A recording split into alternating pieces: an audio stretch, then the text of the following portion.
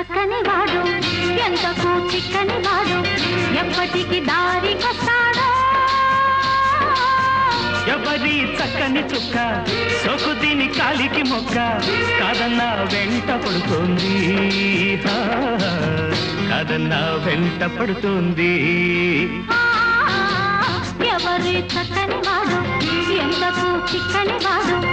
ఎప్పటికి దారికొస్తాడో ఎవరి చక్కని చుక్క సోకు దీని కాలికి మొక్క కాదన్నా వెంట పడుతుంది కాదన్నా వెంట పడుతుంది